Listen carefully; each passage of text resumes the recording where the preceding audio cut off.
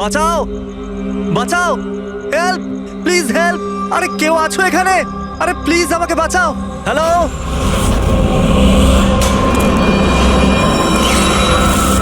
কেউ আছো এখানে? আরে কেউ তো বাঁচাও আমাকে। আরে কেউ কি শুনতে পাচ্ছো? আরে কেউ তো বাঁচাও আমাকে। আরে কেউ তো আমার আওয়াজ শুনছো? বাঁচাও।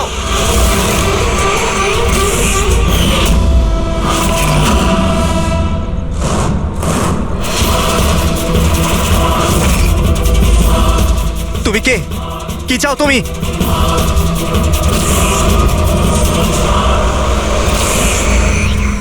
আরে বাঁচাও, বাঁচাও, বাঁচাও আমাকে, বাঁচাও। স্যার, আওয়াজ ওখান থেকে আসছে। বাঁচাও আমাকে। আরে কেউ কি আছো? আরে কেউ আছো এখানে? কেউ আমার কথা শুনতে পাচ্ছো? আরে আমার কথাটা তো শোনো। বাঁচাও।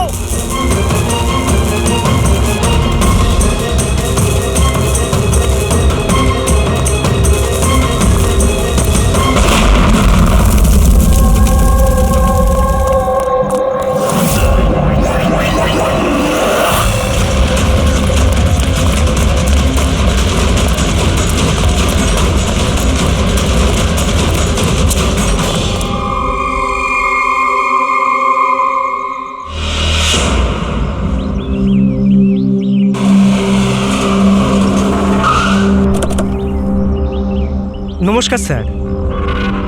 নমস্কার স্যার। এটা বলো, যখন ব্লাস্ট হয়েছিল তখন কি তুমি এখানে ছিলে? ইয়ে স্যার, আমার সঙ্গে আরো একজন কনস্টেবল ছিল, হরনা। ওর প্রচন্ড আঘাত লেগেছে, এখনো হসপিটালে ভর্তি। তুমি এখানে পৌঁছলে কি করে? স্যার, আমরা নাইট ডিউটিতে ছিলাম, এখান দিয়ে যাচ্ছিলাম, তখনই একটা চিৎকার শুনতে পেলাম। আমরা ওকে দেখতে পাইনি। এখানে পৌঁছে আমরা কিছু করতে যাওয়ার আগেই বোম ব্লাস্ট হয়ে গেল।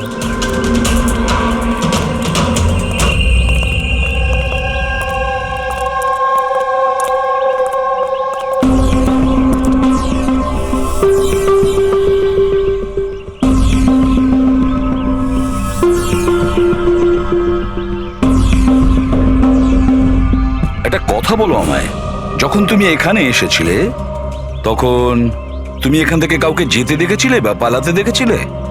হ্যাঁ স্যার, আমি ওকে তাড়াও করেছিলাম, কিন্তু ও পালিয়ে গেল। ও আমার আগেই ছিল, কিন্তু জানি না কেমন করে অদৃশ্য হয়ে গেল। আর এখানে হরনাথের অবস্থা ভালো ছিল না, তাই আমি ওর কাছে ফিরে এলাম।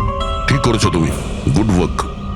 পঙ্কজ, একটু ওদিকটা চেক করো, দেখো বোমের কোনো অবশিষ্ট অংশ পাও কিনা।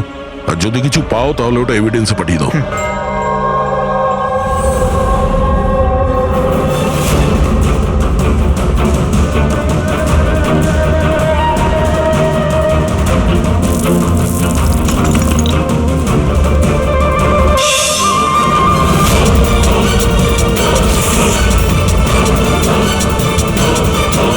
স্যার,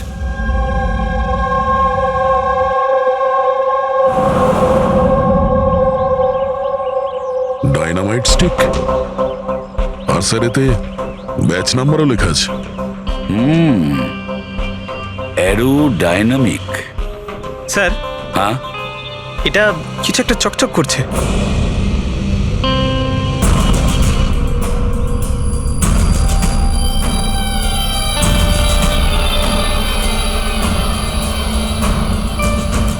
দেখি একটু।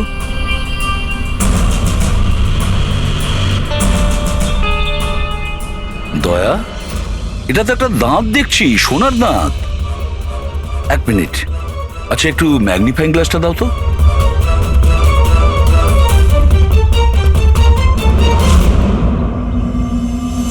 দয়া, দেখো এতে কিছু লেখা আছে। হ্যাঁ স্যার, NK লেখা আছে। এনকে? আচ্ছা, এটা মরে যাওয়া লোকটার নামের ইনিশিয়াল নয় তো? হতেই পারে দয়া। এটা আবার হয়নি তো এই নামে যে আছে তাকে কিডন্যাপ করা হয়েছে? আর যদি কিডন্যাপ হয়ে থাকে স্যার, তো ওর বাড়ির লোক নিশ্চয়ই কোথাও না কোথাও কিডন্যাপ হওয়ার রিপোর্ট লেখাবে। হ্যাঁ, চেক করতে হবে, দেখতে হবে যে এই নামের কতজন ব্যক্তি নিখোঁজ হয়েছে।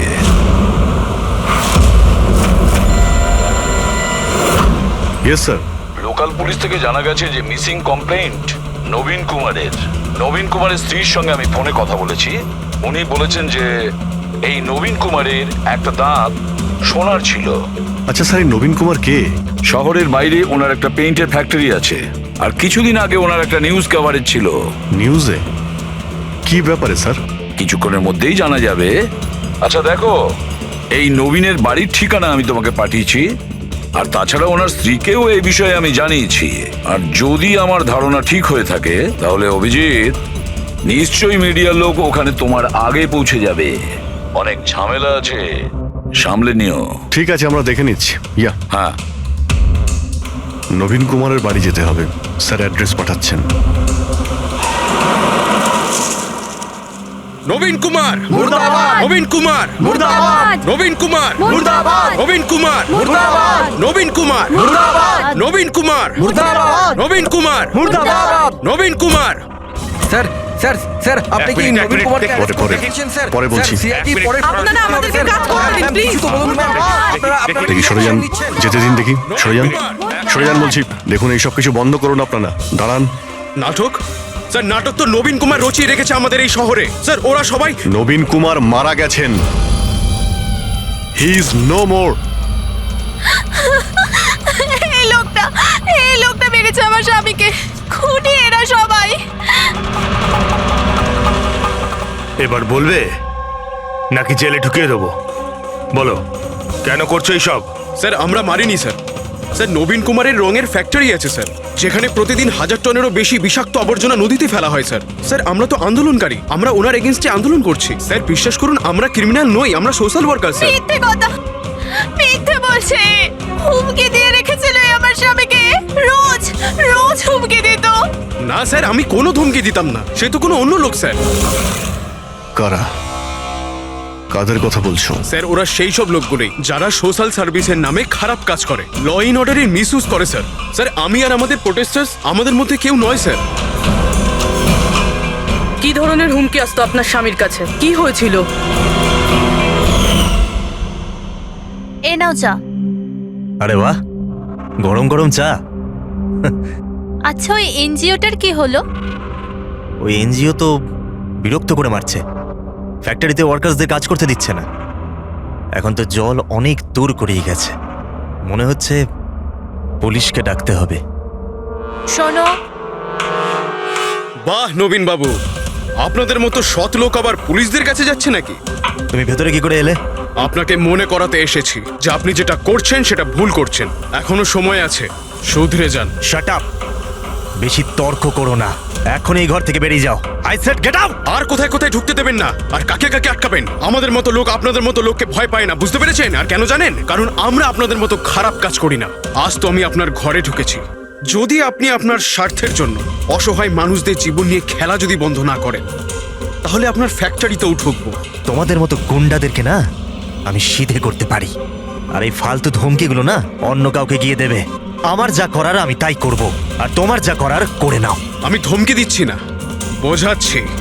যদি এই উল্টোপাল্টা কাজ বন্ধ না করেন, তাহলে আপনার ফ্যাক্টরি তো আমি বন্ধ করিয়েই ছাড়ব। তুই আমার ফ্যাক্টরি বন্ধ করবি? হ্যাঁ, ফ্যাক্টরি বন্ধ করবি তুই আমার? শোনো, শোনো প্লিজ, প্লিজ তুমি শান্ত হও। আর আপনি ওকে বিরক্ত করা বন্ধ করুন। আপনি যান এখান থেকে প্লিজ। প্লিজ বলছো তুমি একে? হ্যাঁ, আমি তোকে লাথি মেরে বার করে দেবো। চল! এটা কোত্থেকে আওয়াজ এলো?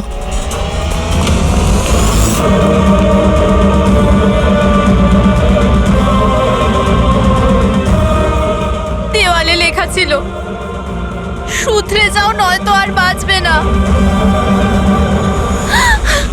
আর শেষ পর্যন্ত মেরে ফেললো এরা নবীনকে। এই লোকটা মেরে ফেলেছে আমার স্বামীকে।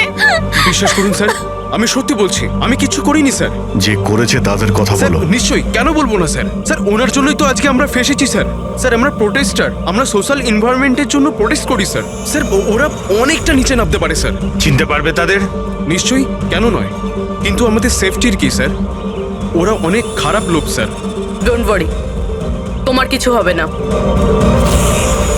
শুধু নামেই সোশ্যাল ওয়ার্কার, ওরা ক্রিমিনালস, ওরা তিনজনেই। ক্রিমিনাল? আর এটা তুমি কি করে জানলে? আমি কি, এটা সবাই জানে যে ওদের উপর কতগুলো কেস চলছে। সবসময় ওরা বেলেই বাইরে এসেছে স্যার। ওই মানুষটা নিজেকে পরিবেশের রক্ষাকর্তা বলে, নেচার গার্ডিয়ান। স্যার, সবার প্রথমে ওই দিনকর, নবীনের মতো লোকের সব জায়গায় শত্রুই থাকবে স্যার। ওই বলে না স্যার, যেমন কর্ম তেমন ফল। তার মানে হ্যাঁ? কি বলতে চাইছো তুমি? কত নিরীহ মানুষের জীবন নষ্ট করেছে ও। হতে পারে তাদের মধ্যে থেকে কেউ বদলা নিয়েছে। তাদের মধ্যে কেউ কেন, বরং আমি তো বলছিলাম যে প্রতিশোধ তুমি নিয়েছো, তুমি ওকে মেরেছো। না স্যার, আমার সাথে ওর কোনো ব্যক্তিগত শত্রুতা ছিল না। আমি ওকে কেন মারবো? কারণ নবীনের কার্যকলাপে তুমি ক্ষুব্ধ ছিলে। কেন? স্যার, যদি আমায় এরম কিছু করতেই হতো তাহলে আমি অনেক আগেই করে ফেলতাম। নবীন না জানি কত বছর ধরে আমাদের পরিবেশ দূষিত করছিল। তোমরা নিশ্চয়ই খুব আনন্দ পেয়েছো মিস্টার নবীন মারা গেছে শুনে। অন্য কেউ তোমাদের কাজ করে দিয়েছে কি? না স্যার, আমার ওর প্রতি কোনো মায়া ছিল না, কিন্তু আমি ওকে মারিনি। আমরা কি করে বুঝবো যে তুমি সত্যি বলছো? স্যার, যে সময়ের কথা আপনি বলছেন ওই সময় আমি ইউনিভার্সিটিতে লেকচার দিচ্ছিলাম। আপনি চাইলে ওই প্রফেসর দেশাইয়ের সঙ্গে কথা বলতে পারেন। ওই সময় আমি ওখানেই ছিলাম। স্যার, পল্লবী ওকে প্রায় দিনই দেখা যায় নিউজে কারুর না কারুর সাথে ঝগড়া করতে। স্যার, সোশ্যাল ওয়ার্কের ফিল্ডে আপনি যে কোনো কাউকে জিজ্ঞাসা করুন ওর ব্যাপারে, সবাই জানে যে ও কিরকম। ও নিজের টিম দিয়ে কিরকম উল্টোপাল্টা কাজ করায়। হ্যাঁ তো, আমি ট্রেড অ্যাকাউন্ট করি। সোজাভাবে বললে লোকে বুঝতে পারে কই।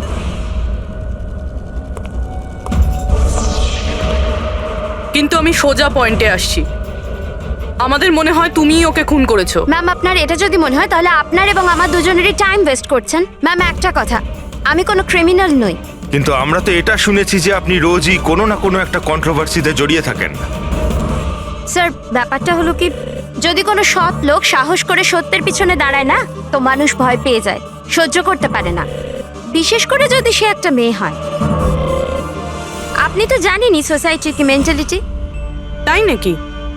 আমার তো আপনার মেন্টালিটি ঠিক মনে হয় না। কেন? শুধুমাত্র এই জন্যই যে আমি কাউকে ভয় পাই না? আপনাকেও নয়। এই জন্য আমি ক্রিমিনাল হয়ে গেলাম? এমনিতেও আমি কাল রাতে নিউজ লাইভের ডিবেটে ছিলাম, আপনি চাইলে চেক করতে পারেন। আমি চাইলেও নবীনকে খুন করতে পারতাম না। ম্যাডাম, আপনি কিন্তু এই কাজটা নিজের লোকদের দিয়ে করিয়ে থাকতে পারেন। তো ঠিক আছে, আপনার যদি এত কনফিডেন্স থাকে তো প্রুফ করে দিন, আপনি পাঠিয়ে দিন আমাকে জেলে। আর ওই প্রকাশ, ও প্রতিদিনই কাউকে না কাউকে গালিগালাজ করে নিজের সোশ্যাল ব্লগে। যারা পলিউশন ছড়াচ্ছে স্যার, ও লোকদের উস্কায়, খেপিয়ে দেয় তার বিরুদ্ধে। আমি ঘরেই ছিলাম স্যার, নিজের ব্লগ লিখছিলাম, যেমন সবসময় লিখি। প্রত্যেকবারের মতো সবাইকে উস্কাচ্ছিলেন, তাদের ব্রেন ওয়াশ করছিলেন নবীনের মতো লোকেদের বিরুদ্ধে কি? স্যার, নবীনের সাথে আমার কোনো ব্যক্তিগত শত্রুতা ছিল না, আর প্রকৃতির জন্য আমি অ্যাওয়ারনেস স্প্রেড করতেই থাকি।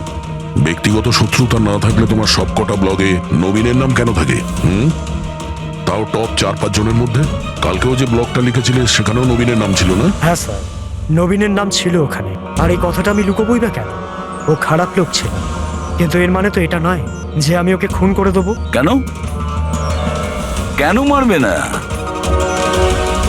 এরকম লোকেদের তো তুমি ভীষণ ঘৃণা করো, তাই না?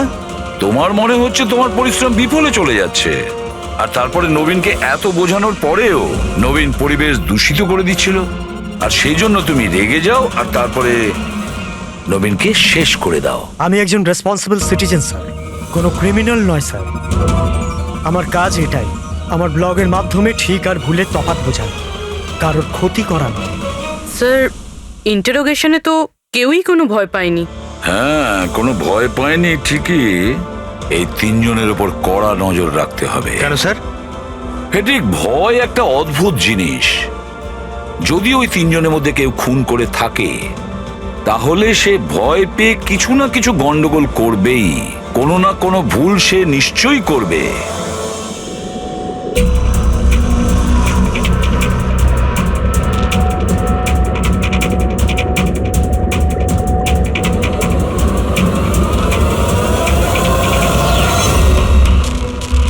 সারিকা, দেখো এটার উপর কোনো ফিঙ্গারপ্রিন্ট আছে কিনা চেক করো।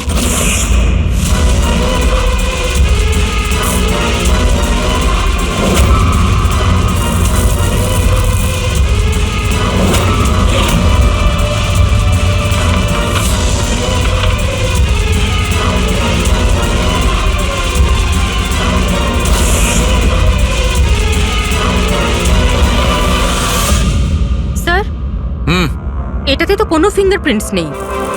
কোনো ফিঙ্গারপ্রিন্ট নেই? Are you sure? 100% স্যার, কোনো ফিঙ্গারপ্রিন্টস নেই, কিন্তু কিছু পার্টিকেলস পেয়েছি। মনে হয় কিছু স্কিন টিস্যুস বা ডেড সেল হবে। Dead cells? তবে এক কাজ করো সারিকা, ওই ডেড সেলস গুলোকে ভালো করে ক্লিন করে রাখো। ওই তো আসবে তো শ্রীমান প্রদ্যুমন, জানো তো সব ব্যাপারেও নাক গলায়, নিশ্চয়ই জিজ্ঞেস করবে। প্লিজ ক্লিন করে রাখো। স্যার, ডায়নামাইটে কোনো ফিঙ্গারপ্রিন্টস তো পাওয়া যায়নি, কিন্তু কোনো একজনের ডেড স্কিন টিস্যুস পাওয়া গেছে, পচা চামড়ার টুকরো। পচা চামড়া? হতে পারে এটা ওই লোকটারই, সেই লোকটা যে লোকটা ডাইনামাইট লাগিয়েছিল। হ্যাঁ স্যার।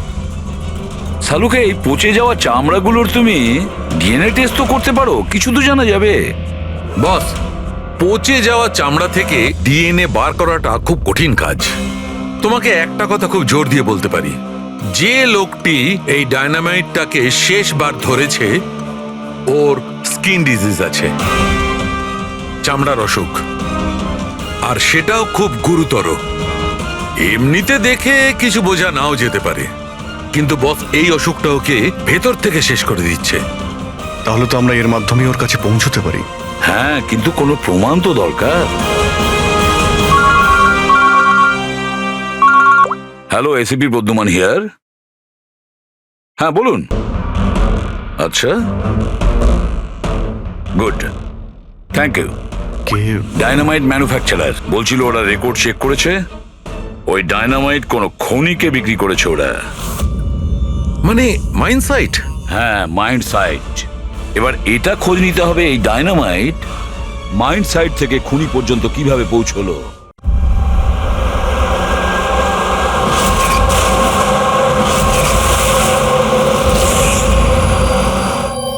একটা ডাইনামাইট ওইদিকে লাগাও, ঠিক আছে?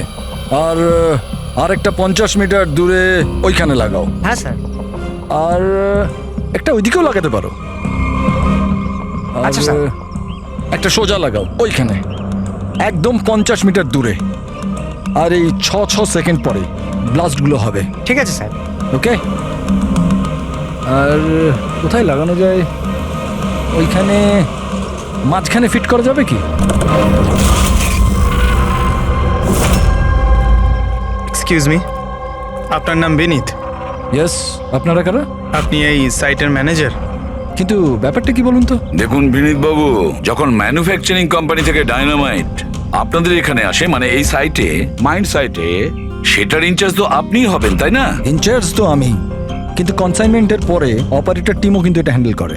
আমি এটা একা সামলাই না। আমরা জিজ্ঞেস করেছি আপনাকে যে ডায়নামাইট কে সামলায়। একটু এই ডায়নামাইট স্টিকটাকে দেখুন। আচ্ছা, ব্যাচ নাম্বার দেখে আপনি কি বলতে পারেন এই লটের বাকি ডায়নামাইট স্টিকগুলো কোথায় আছে? স্যার, এটা লাস্ট কনসেলমেন্টের মনে হচ্ছে, এখনো ব্যবহার হয়নি, গুদামে পড়ে আছে। চলো দেখাও। বিনীত, যখন ডায়নামাইটের কনসাইনমেন্ট এখানে আসে সেটাকে চেক তুমি নিশ্চয়ই করো, তুমি তো ইনচার্জ, তাই না? হ্যাঁ হ্যাঁ হ্যাঁ, অফকোর্স স্যার। আচ্ছা, আপনার এই ব্যাচের কনসাইনমেন্ট নিয়ে কোনো গন্ডগোল মনে হচ্ছে?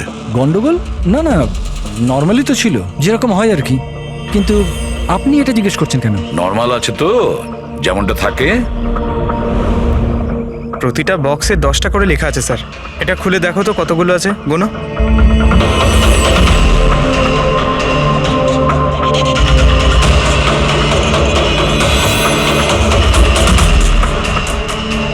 স্যার, একটা সেট কম আছে স্যার। আচ্ছা, এই ব্যাপারটা কি সেটা কি তুমি এখানেই বলবে, না একটু খাতির টাতির করার পরে মুখ খুলবে? স্যার বলছি, আমি সবসময় এই সেটগুলো জেলেদের বিক্রি করে দিতাম বম ফিশিং এর জন্য। মানে ইল্লিগাল ভাবে ব্যবহার করো এটাকে।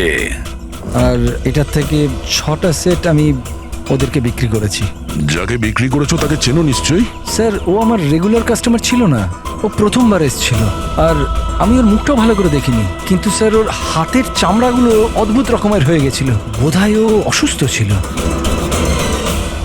এর মধ্যে কাউকে চেনো? না স্যার, আমার মনে হয় না এদের মধ্যে কেউ ছিল। আরো একবার ভালো করে দেখো, হতে পারে ছদ্মবেশে এসছে। না স্যার, এদের মধ্যে কেউ নাই। ঠিক আছে, হয়তো আবার দ্বিতীয়বার দেখা হবে।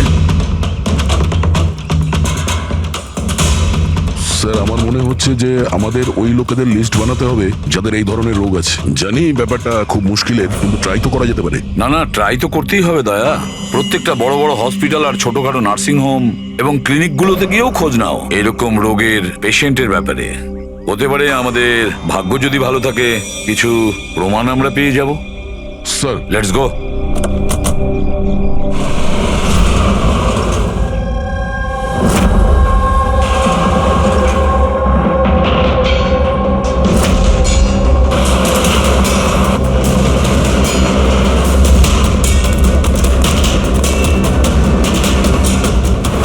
দেখুন, এই ধরনের অসুখ 1000 জনের মধ্যে একজনের হয়ে থাকে। বলতে পারেন এই ধরনের পেশেন্টের লিস্ট অনেক বড়। অনেক পেশেন্ট জানতেও পারে কিন্তু এর চিকিৎসা করায় না। এদের খোঁজা তো খুব মুশকিল। জানি, কিন্তু তবুও আমরা চেষ্টা করতে চাই। এই লোকটাকে পাওয়া আমাদের কাছে ভীষণ প্রয়োজন। দেখুন, আমি বুঝতে পারছি, কিন্তু এনভায়রনমেন্টাল ইনফেকশন কন্টিজিয়াস ডিজিজ, যেটা একটা মানুষের থেকে অন্য মানুষের মধ্যে ছড়িয়ে পড়ে, আর এটাকে সামলানো তো।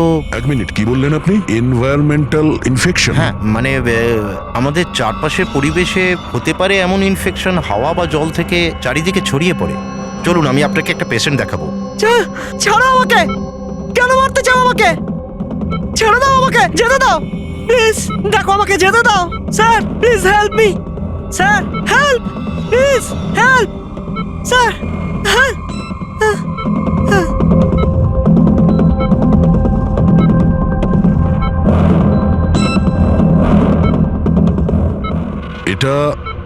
এটা এনভায়রনমেন্টাল ইনফেকশনের কেস। নিউরোলজিক্যাল ইনস্টেবিলিটি, এই ধরনের অসুখ সাধারণত পেশেন্টের মাথা ধীরে ধীরে খারাপ করে দেয়।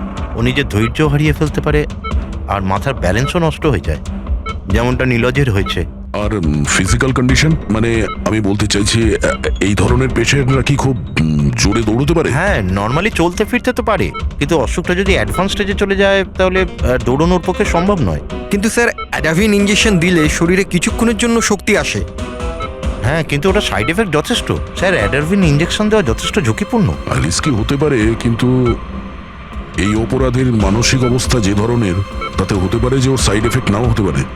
কিন্তু যদিও নীলজের মতো মেন্টালি আনস্টেবল হয়, তাহলে চিন্তা আপনাদেরকেই করতে হবে। তার মানে এটাই যে একটা খুন করে থাকলে দ্বিতীয়বারও খুন করতে পারে।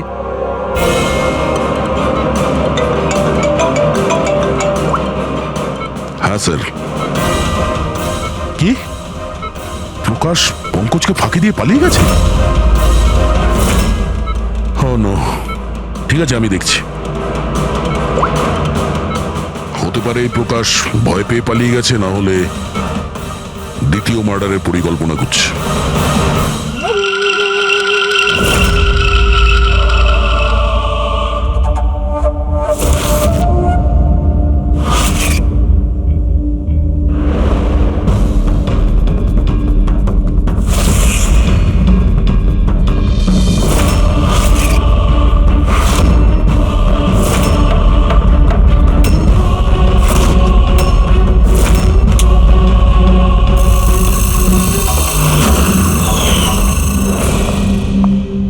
আরে বাবা, আজ তুমি তাড়াতাড়ি উঠে পড়লে।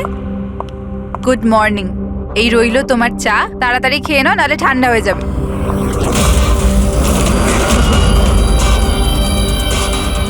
এটা কার পা?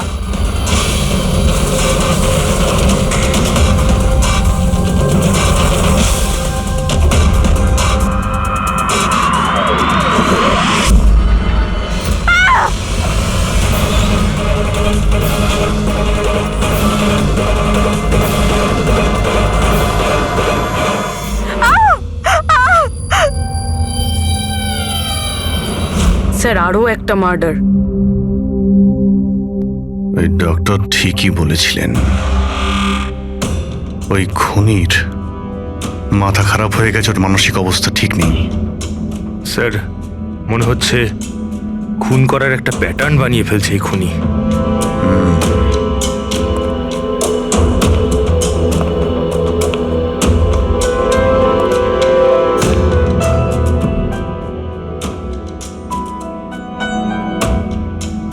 এনার উপরে ব্লেম এটাই যে উনি নেচারকে ক্ষতি করছেন।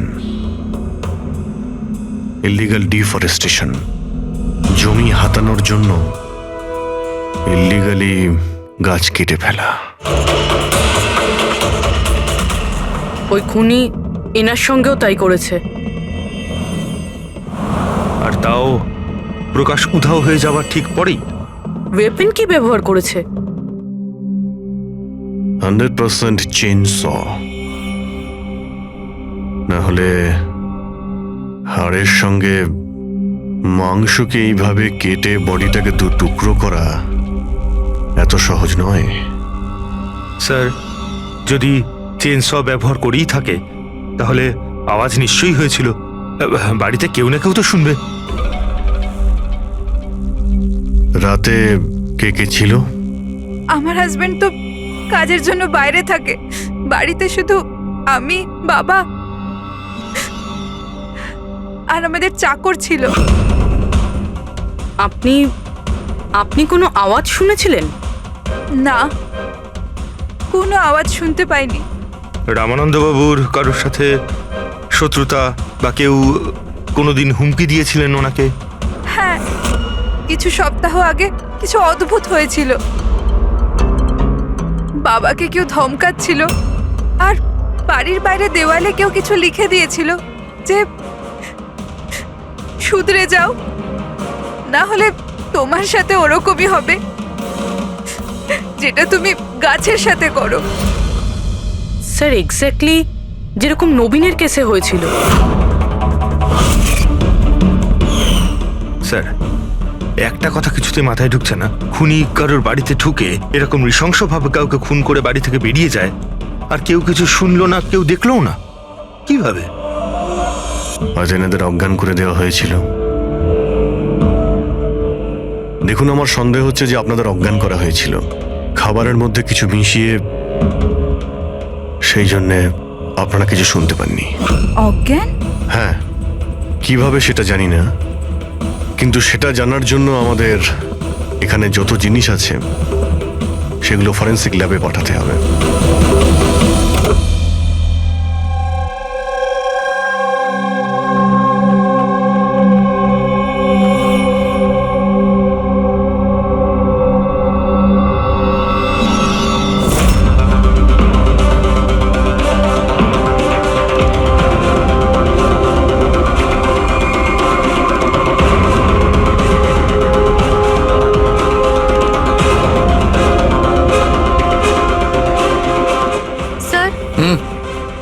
বাড়িতে যত রকম খাবার জিনিস ছিল চেক করে নিয়েছি, আর পানিও।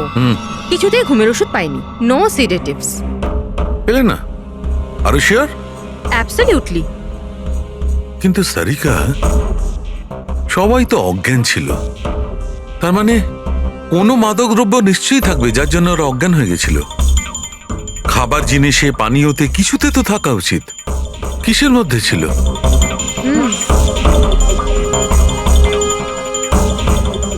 হ্যাঁ, মাদক দ্রব্য ছিল।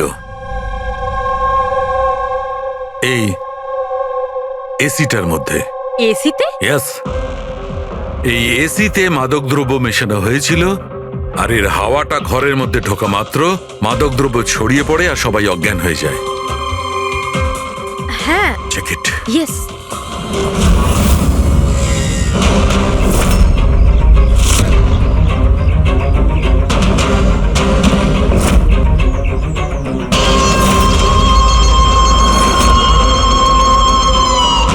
দেখো সালুখে, তুমি আন্দাজে ঢিল মারছো না তো? এটা কি করে হতে পারে? এরকমই হয়েছে বস। এসিতেই মাদকদ্রব্য ছিল।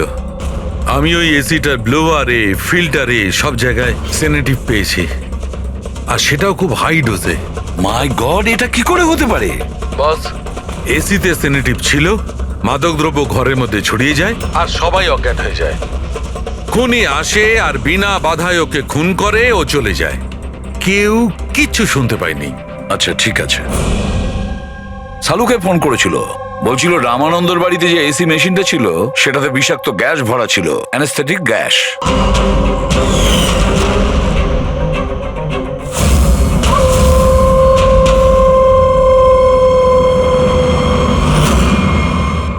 অ্যানেস্থেশিয়া দিয়ে লোকেদের ট্রিটমেন্ট করা হয় শুনেছি। আরে তো এই খুনি তো দেখছি বেশ ধূর্ত। প্রকাশের ব্যাপারে কি জানতে পেরেছো? স্যার কিছু জানতে তো পারিনি, বাট আই এম শিওর পরের খুনের প্ল্যান করছে।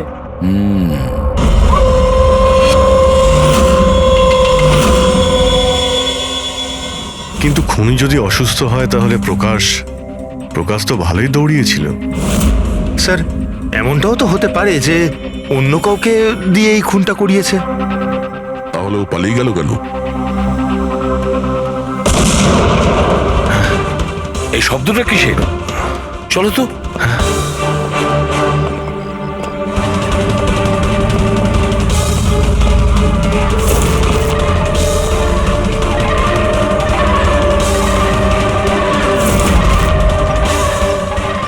তোমাদের কাজ আমি করছি এসিপি, শহরকে পরিষ্কার, আর আমার এই রাস্তায় যে আসবে তাকেও আমি এই জগৎ থেকে পরিষ্কার করে দেব। এ কে হতে পারে? স্যার মনে হয় খুনি জানতে পেরে গেছে আমরা ওর পিছনে আছি, ওই জন্য পাগল হয়ে গেছে। এই! দাঁড়াও! ধরো ওকে!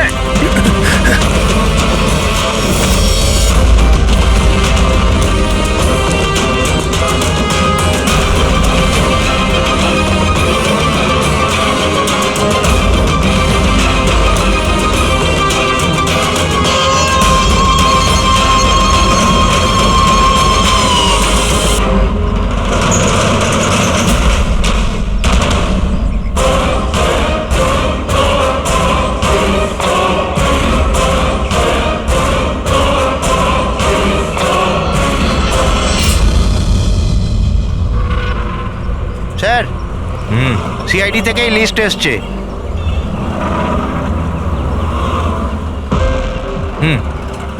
এরা তো ওই লোকগুলি যাদের নয়েজ পলিউশনের ধমকি দেওয়া হয়েছে। সখারাম, হ্যাঁ? ওই ক্লাবের মালিককে মনে আছে? আরে যাকে কদিন আগে ধমকি দেওয়া হয়েছিল। কে স্যার? ও বীর। আচ্ছা সখারাম, ওর বিরুদ্ধে কোনো কমপ্লেন্ট আছে নাকি? হ্যাঁ স্যার, ওটা তো রেসিডেন্সিয়াল এরিয়া না, তো আশপাশের 2-4টে ঘর থেকে কমপ্লেন এসছে যে অনেক রাত্রির পর্যন্ত জোরে মিউজিক চলে, এই সব কমপ্লেন। আওয়াজ মানে নয়েজ পলিউশন। সখারাম, তুমি একটা কাজ করো, হ্যাঁ, স্যার। তুমি সিআইডির লোকেদের ফোন করো এখনই, এই সময়।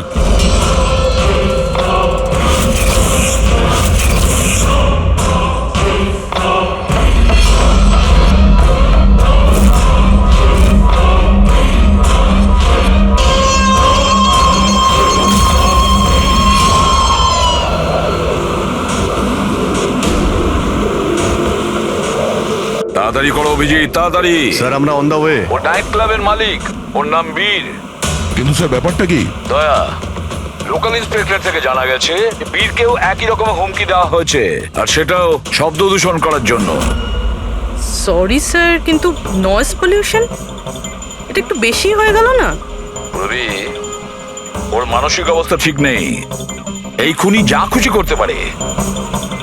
ডোন্ট ওয়ারি স্যার, ওই খুনি যদি ওখানে থাকে তাহলে এবারে আর আমাদের হাত থেকে বাঁচবে না স্যার। এই প্রকাশ কিন্তু এখনো নিখোঁজ, আর বীরের প্রাণ সংশয় রয়েছে।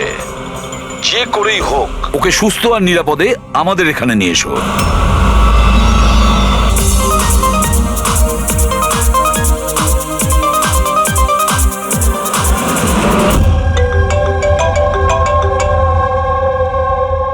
হ্যালো হ্যালো বীর, আমি এসবি প্রদ্যুমান বলছি, সিআইডি থেকে। সিআইডি? কি হয়েছে স্যার? আমার কথা মন দিয়ে শোনো, তোমার প্রাণ সংশয় রয়েছে। কি মানে? মানে আমাকে কে মারতে চায়? দেখো বীর, যদি তুমি ক্লাবে থাকো তাহলে বাইরে কোনো মতেই যেও না। আমাদের অফিসার্স তোমার ওখানে যাচ্ছে তোমার সেফটির জন্য। আরো একটা কথা, ভিড়ের মধ্যেই থাকবে, লোকেদের মধ্যেই থাকবে, বুঝেছো? একা একদম থাকবে না।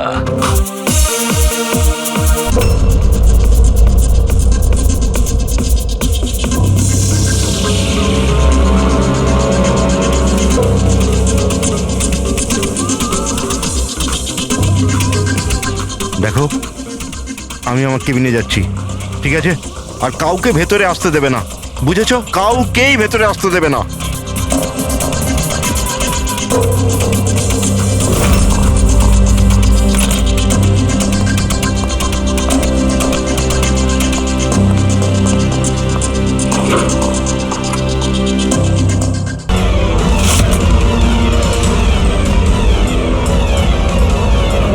সিআইডি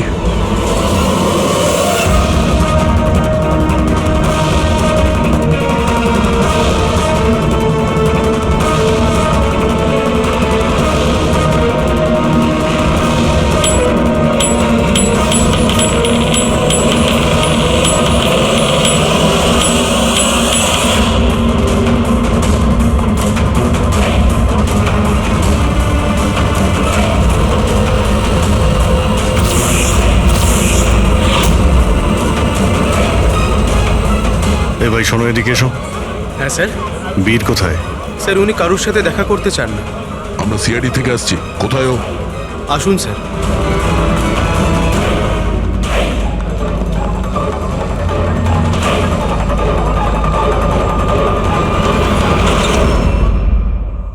এই, এই এই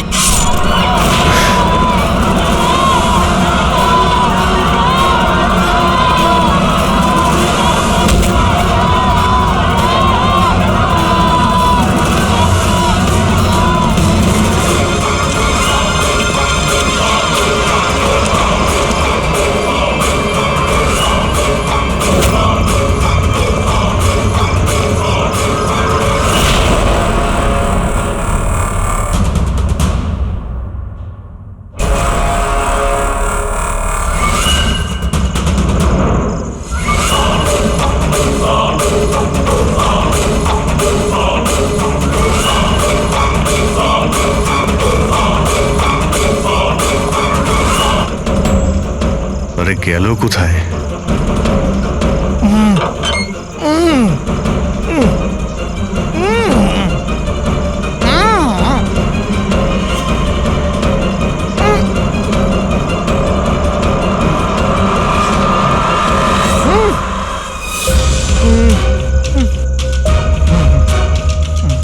এই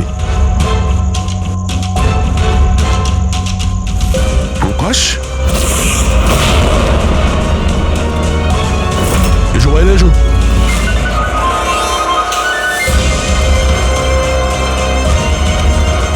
তুমি এখানে কি করছিলে? হ্যাঁ, আমাদের হাত থেকে বাঁচার জন্য কি এইসব করছিলে? না অভিজিৎ, মনে তো হচ্ছে না। এর হাত পা বাঁধা ছিল। মনে হচ্ছে কেউ হাত পা বেঁধে ওকে এখানে ফেলে দিয়েছে। রবি, এসপি স্যারকে ফোন করে বলো যে প্রকাশকে পাওয়া গেছে, আর ওর একটু ফার্স্ট এড করে দাও। স্যার যাও। চলুন। বুঝতে পারছি না প্রত্যেকবারও পালিয়ে যাচ্ছে কি করে। ও কোথায় লুকিয়ে পড়ছে? হয় ও আকাশে উড়ে গেছে, না হলে মাটিতে ঢুকে গেছে।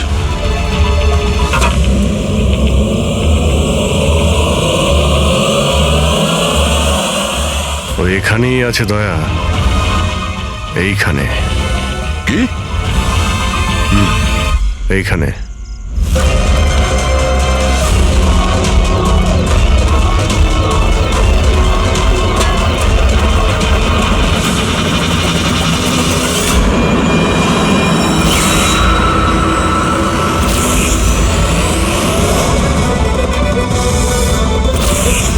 বাইরে আয়। কি খুন করার সময় নিজের হাত তো কাঁপেনি, এখন কেন কাঁপছে? জেলে যাবার ভয়। এই অ্যাড্রিনালিনের অ্যাকশন শেষ হয়ে গেছে। হ্যাঁ? যে ইঞ্জেকশন নিয়ে তুমি পালাচ্ছিলে তার কাজ কিন্তু শেষ হয়ে এসেছে। এবার তুমি মুখ খুলবে নাকি মুখ খোলার জন্য একটা ইঞ্জেকশন দিতে হবে? আমি কোনো মজা পাই না ইঞ্জেকশন নিতে। এটা আমার এক বাধ্যতা, যেটা আমাকে নিতে হয়। একটা সময় ছিল যখন আমি শক্তিশালী এবং মজবুত ছিলাম, কিন্তু আমার একদিন খারাপ সময় এলো আর আমি একটা রোগে আক্রান্ত হলাম। ফ্যাক্টরি আর ওখান থেকে নির্গত বিষাক্ত ধোঁয়া আর আবর্জনা, যে পলিউশন ছিল তাতে কয়েক লাখ লোক ইনফেক্টেড ছিল। জানি না রোজ কত পেশেন্ট আসতো। ওদের সাথে থাকতে থাকতে আমিও অসুস্থ হয়ে পড়েছিলাম। এই রোগটা কবে হয়েছিল আপনার? 6 মাস আগে। আর এই 6 মাসে এই রোগ তোমার শরীরের সঙ্গে সঙ্গে তোমার মাথারও ক্ষতি করতে শুরু করে দিয়েছে। তুমি জানো তুমি কি করেছো? হ্যাঁ, আমি কারোর কোনো ক্ষতি করিনি, ক্ষতি করেছে ওরা। হাওয়া, জল সবেতে বিষ মিশিয়ে দিয়েছিল। ব্যাস, তখনই আমি ঠিক করেছিলাম যে লোকেরা আমার এই অবস্থা করেছে তাদের আমি ছাড়বো না। আমি বদলা নিয়েই ছাড়বো। আর সেই কারণে তুমি বিএমসিতে চাকরি নিয়েছিলে, যাতে এই শহরের পুরো ড্রেনেজের নকশাটা তুমি জানতে পারো। তার সুযোগ নিয়ে তুমি ওখান থেকে পালিয়ে যেতে, আর আমাদের মনে হতো যে কোথায় তুমি হঠাৎ করে অদৃশ্য হয়ে গেলে।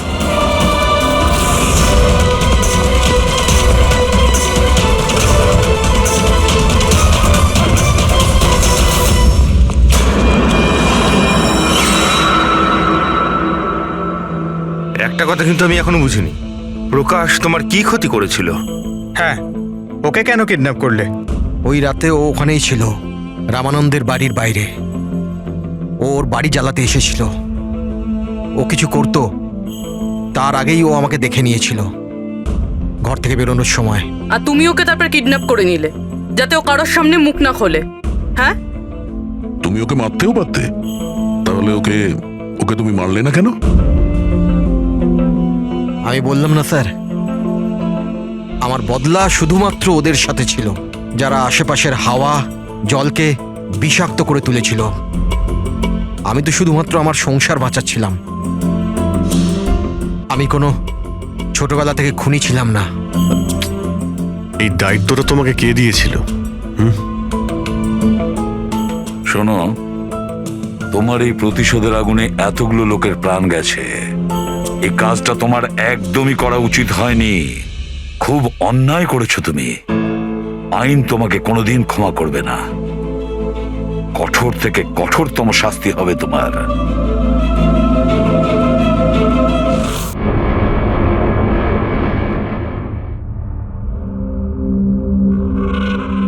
জানো মনিকা, আমার এই সব কিছু না একটা সুন্দর স্বপ্ন মনে হচ্ছে।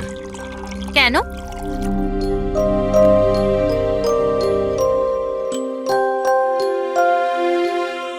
আমি কখনো স্বপ্নতেও ভাবিনি যে আমি তোমার মতো এত সুন্দরী একটা বউ পাবো, আর আমি তোমার সাথে এই সুন্দর দেশে হানিমুনের জন্য আসবো। Come in. Sir, towel. বাথরুমে।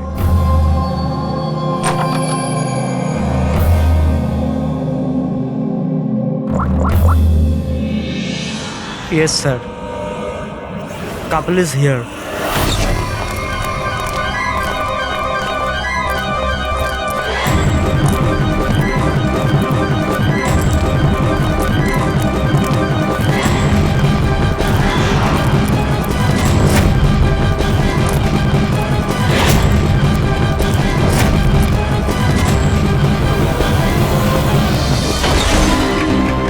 Don't move. Hands up. What's happening here? Check the bag. কিন্তু আমরা কি করেছি স্যার? বলছি। আপনি আমাদের ব্যাগ কেন চেক করছেন?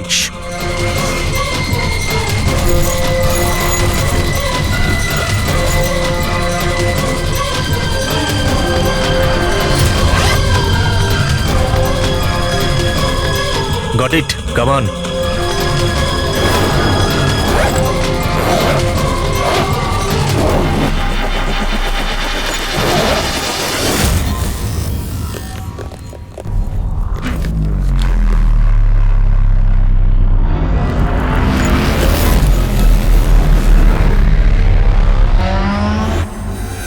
What is this? কি এগুলো?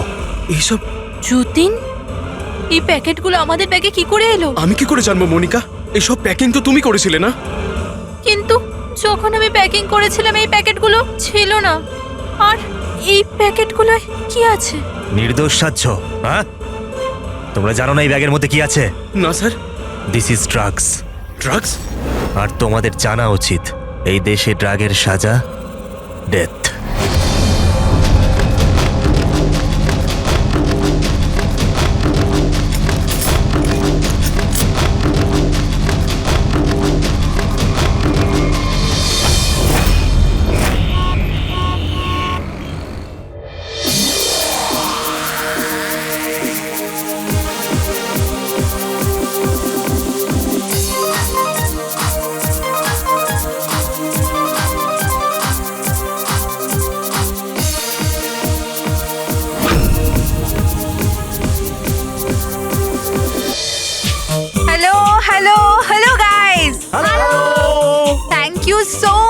যে তোমরা আমার এনগেজমেন্ট পার্টিতে এসেছো, তাই যত এনজয় করার করে নাও, কারণ বিয়ের পার্টিতে আরো অনেক মজা হবে। ইয়ো গাইস, এনজয় মিউজিক।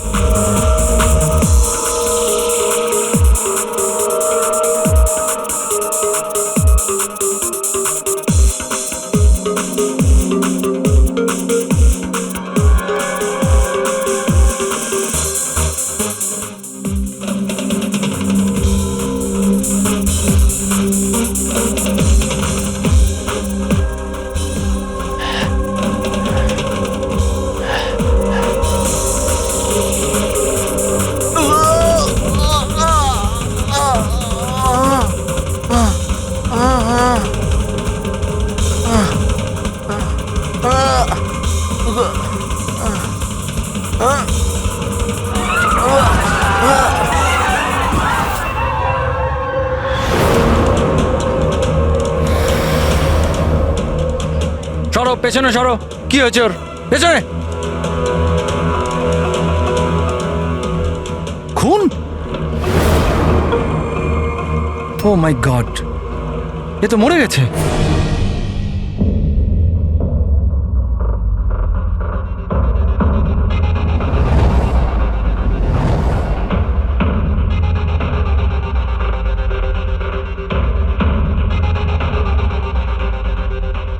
রোহন,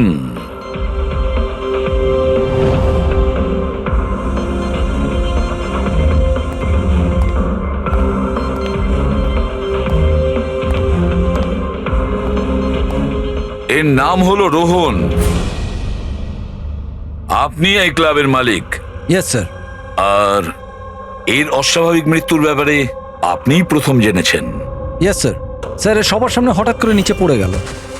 এর নাক দিয়ে তখন রক্ত বের হচ্ছিল। আমি যখন ওর পালস দেখলাম তখন দেখলাম যে ও তো মারা গেছে। কার পার্টি চলছিল এখানে? স্যার মিস কামিয়ার এঙ্গেজমেন্ট পার্টি ছিল। আচ্ছা, আপনার এনগেজমেন্ট পার্টি চলছিল, তার মানে ওকে আপনি চিনতেন? না স্যার, আরে আই মিন আমি জানি না একে। ইনফ্যাক্ট আমার ফ্রেন্ডসরাও জানে না, তাই না? তাহলে কি এ উইদাউট ইনভাইট হঠাৎ করে ঢুকে পড়ে এখানে? হ্যাঁ, হয়তো হয়তো ড্রিঙ্ক করতে এসেছিল। ড্রিঙ্ক করতে এসেছিল নাকি বিষ খেতে? বিষ? হ্যাঁ বিষ। যেভাবে ওর নাক থেকে রক্ত বেরোচ্ছে তাতে মনে হচ্ছে ওকে বিষ দেওয়া হয়েছে। আচ্ছা, এর গলার শিরায় কালো দাগ পড়ে গেছে স্যার, মনে হচ্ছে কোনো স্ট্রং বিষ। স্যার, স্যার বাথরুম থেকে এই সাদা পাউডার আর এই সিরিঞ্জগুলো পেলাম। স্যার হতে পারে মৃত্যু হয়তো ড্রাগের ওভারডোজের জন্য হয়েছে। হ্যাঁ বলুন ম্যাডাম, আপনি আপনার এনগেজমেন্টে এতটাই আনন্দিত ছিলেন যে নিজেদের গেস্টকে ড্রিঙ্কসও করিয়েছেন আর সাথে ড্রাগসও দিয়েছেন? হ্যাঁ কি প্রশান্ত বাবু, এসবও হয় আপনাদের ক্লাবে? না স্যার, আমার বিশ্বাস করুন, আমি জানতামই না যে ক্লাবে এই সমস্ত কিছু হয়। কামিয়া, তুমি আমার ক্লাবে এই সমস্ত কিছু করছো? আপনার সিকিউরিটি গার্ড এই ক্লাবের ভেতরে আসার লোকগুলোকে নিশ্চয়ই চেক করে। হ্যাঁ, তাহলে ওরা ড্রাগসটা কেন পেল না? আমি এদের সবাইকে চাকরি থেকে বার করে দেবো। বের করে দিন বা রাখুন, ক্লাবটা এমনিতেই বন্ধই থাকবে যতক্ষণ না কেসটা সলভ হচ্ছে। স্যার। হ্যাঁ প্যাট্রিক, পুরবি, এখানে যে কয়জন প্রেজেন্ট আছে সবাইকে অ্যারেস্ট করো, আর স্টাফেদেরকেও। কিন্তু স্যার আমাদের কেন? কারণ হতে পারে যে বিষ কিংবা ড্রাগস রোহানের ড্রিঙ্কে আপনাদের স্টাফেদের মধ্যে কেউ মিশিয়ে দিয়েছে। Hello ACP Bardhaman. বসুধা, আমাকে একটা কথা বলুন, আপনার ছেলে আর বৌমা কোন দেশে অ্যারেস্ট হয়েছে? ও নোরা জিবিয়া। নোরা জিবিয়াইতে? হ্যাঁ।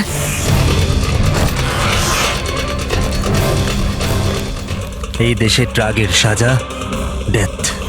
ওর ব্যাগ থেকে এত ড্রাগস পাওয়া গিয়েছিল, তাহলে এটা তো কোনো ছোটখাটো অপরাধ নয়, আর তাও ওই রকম একটা দেশে। হ্যাঁ আমি জানি, এর জন্যই তো স্যার আপনার কাছে এসেছি। কিছু করুন না প্লিজ। আচ্ছা, আপনার ছেলের ব্যাগ কি রাস্তায় এমনি পড়েছিল, না ওর আশেপাশে কেউ ছিল যে ড্রাগসটা ওর ব্যাগের মধ্যে ঢুকিয়ে দিতে পারে? কারোর উপর সন্দেহ হয় আপনার? না স্যার, এরকম তো নিজের শত্রুদের সাথেও করবে না। হ্যাঁ আপনি একদমই ঠিক বলছেন, কিন্তু যে কেউ প্রতিশোধ নেওয়ার জন্য যা ইচ্ছে তাই করতে পারে, যেটা আপনার ধারণাই নেই। আচ্ছা আমাকে একটা কথা বলুন, যে যতীন আর মনিকার কারোর সাথে কোনো শত্রুতা ছিল বা কোনো ঝগড়া ছিল? না স্যার, আমার যতীন খুব সাদাসিধে ছেলে, ওর সাথে কারোর কোনোদিন লড়াই ঝগড়া হয়নি, কোনো শত্রু নেই ওর। আর মনিকা আমার বৌমা, ওর তো কোনো পরিবারই নেই, সাদাসিধে খুব ভালো মেয়ে, কোনো শত্রু নেই আমাদের। ঠিক আছে বসুধা দেবী, আমি আপনাকে প্রমিস করছি আমরা পুরো চেষ্টা করব। আমি আজই ওখানকার অথরিটির সাথে কথা বলছি, আপনি নিশ্চিন্ত হয়ে বাড়ি যান। পুরবি, ওনাকে একটু আসুন। আপনি একদম চিন্তা করবেন না। থ্যাংক ঠিক আছে।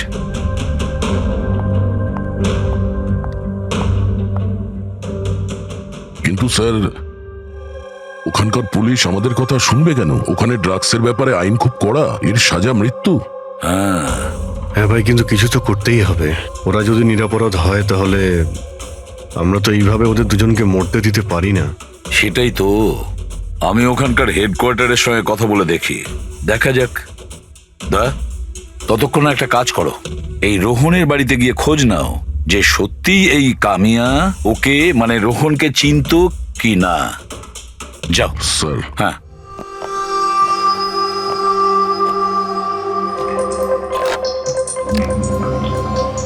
Hello, connect me to Zivia narcotics department. হ্যাঁ।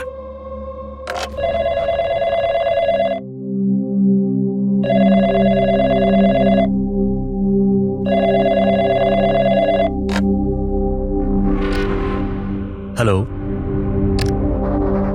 This is the narcotics department of Zivia. Yes. আমি ইন্ডিয়া থেকে এসিপি প্রদ্যুমান বলছি, সিআইডি থেকে। আমি কি আপনাদের ডিপার্টমেন্টের সিনিয়রের সাথে একটু কথা বলতে পারি? Officer Wangdang speaking. Officer Wang, আমি এসিপি প্রদ্যুমান বলছি ইন্ডিয়া থেকে। Hello sir. স্যার, একটা রিকোয়েস্ট আছে, আমার কিছু ইনফরমেশন চাই। আপনারা দুজনকে ড্রাগস ট্রাফিকিং এর অপরাধে অ্যারেস্ট করেছেন, মিস্টার যতীন কুমার আর তার স্ত্রীকে মনিকাকে। ইয়েস স্যার, এই খবরটা আমরা এয়ারপোর্ট থেকে পেয়েছিলাম। গত কয়েক মাস ধরে এটা একটু বেশি হচ্ছিল। ইন্ডিয়া থেকে ড্রাগস আসছিল আমাদের দেশেতে, আর আমরা এটা একদম সহ্য করব না। ফরগিভ মি অফিসার ওয়াং, কিন্তু আমি কি জানতে পারি এই ড্রাগস সত্যি এই দুজনেরই ছিল? মানে আমি বলতে চাইছি, ওদের কাছেই ছিল কি প্রথম থেকে, নাকি কোথাও কেউ প্ল্যান করেছে ওদেরকে ফাঁসানোর জন্য? 200% শিওর স্যার, কারণ আমরা জানতে পেরেছি ওদের ব্যাগ কখনো কারোর হাতে যায়নি, আর না আমরা কোথাও পড়ে থাকতে পেয়েছি। মানে ড্রাগস ওদেরই। একটা রিকোয়েস্ট ছিল স্যার, আমি কি ওদের দুজনের সঙ্গে কথা বলতে পারি? শিওর স্যার, কিন্তু আপনাদের মধ্যে যে কথাবার্তা হবে তা আমাদের উপস্থিতিতে হতে হবে। আমি ফোনটা স্পিকারে রাখবো। Absolutely sir, thank you very much. তোমাদের দেশের সিআইডি অফিসার এসিপি প্রদ্যুমান তোমাদের সাথে কথা বলতে চাইছে। নাও কথা বলো। হ্যালো, প্লিজ আমাদেরকে বাঁচান স্যার। স্যার, আমরা কিচ্ছু করিনি স্যার, আমাদের এখান থেকে বার করুন। যতীন, একদম ভয় পাবে না। আগে এটা বলো, ওই ড্রাগস তোমাদের কাছে এলো কি করে? আমি বলতে চাইছি, তোমাদের ব্যাগে এলো কি করে? হ্যাঁ, তোমরা ওই ব্যাগটা কোথাও রেখেছিলে বা ফ্লোরে রেখেছিলে? না স্যার, ওই ব্যাগ আমরা কাউকে দিইনি, একদম নতুন ব্যাগ স্যার। নতুন ব্যাগ ছিল? কবে কিনেছিলে? কোথা থেকে কিনেছিলে? স্যার, ওই ব্যাগ আমরা কিনিনি স্যার।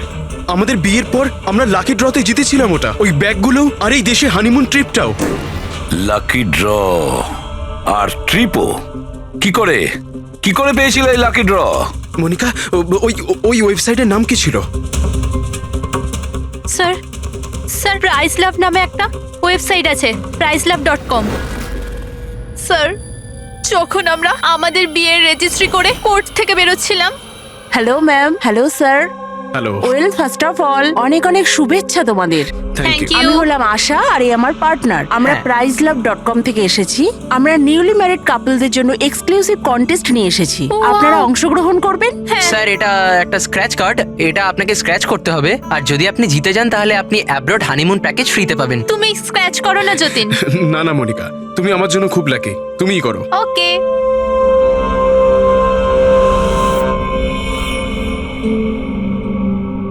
ও মাই গড, কনগ্রাচুলেশনস, আপনারা জিতে গেছেন।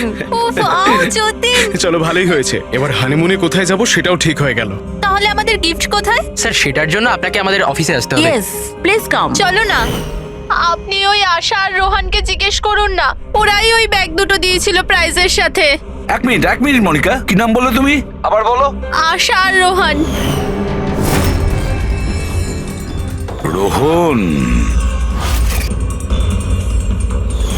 আচ্ছা মনিকা, মন দিয়ে শোনো, যদি তোমরা নির্দোষ হও তোমাদের কোনো ক্ষতি হতে দেব না, একদম চিন্তা করবে না। Sir please. Take them away. Sir please, sir আমাদের কথা বিশ্বাস করুন স্যার। স্যার প্লিজ, আমরা কিছু করিনি স্যার। ওই ড্রাগস আমাদের নয় sir. ACP sir, yes officer Wang. আপনাদের হাতে 48 ঘন্টা আছে। যদি এরা নির্দোষ প্রমাণিত হয় তো ঠিক আছে, না হলে এই দেশে ড্রাগ স্মাগলিং করার একটাই সাজা, মৃত্যুদণ্ড।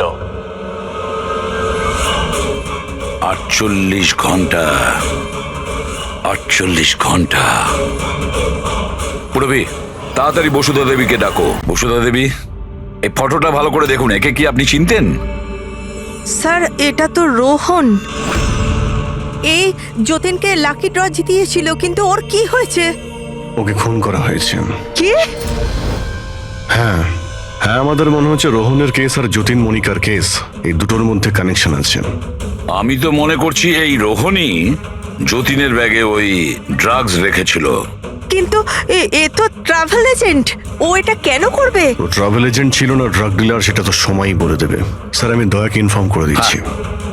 বসুধা দেবী, একটু বলুন আমাকে, এই ট্রিপের টিকিটস, ওই ব্যাগ, নতুন ব্যাগ, যতীন আর মনিকাকে কোথায় দেওয়া হয়েছিল? স্যার এদের অফিস শান্তিনগরে। যতীনকে এরা ওখানেই ডেকেছিল। আচ্ছা, আর রোহনের সাথে তো একজন মহিলাও ছিলেন ওই এজেন্সির। হ্যাঁ, ওর নাম আশা। ওর স্কেচ বানাতে আপনি কি আমাদের সাহায্য করবেন? হ্যাঁ হ্যাঁ। এই প্রতিবেশীরা কিন্তু বলেছিল যে রোহনের আত্মীয় স্বজন বলে সেরকম কেউ নেই। কি করে জানতে পারবো ওর সম্পর্কে? ফ্রেডি, যে লোক যেখানে থাকে ওর বাড়ি, ওর বাড়ির মধ্যে পড়ে থাকা জিনিস দেখে বোঝা যায় যে ওই লোকটা কেমন।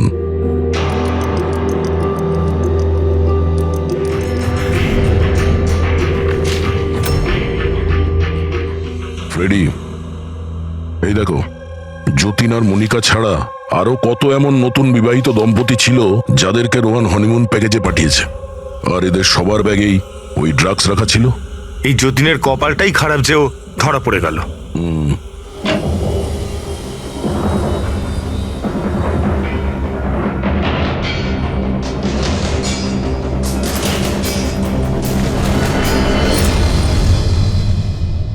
স্যার, বালিশের ভিতর ড্রাগস।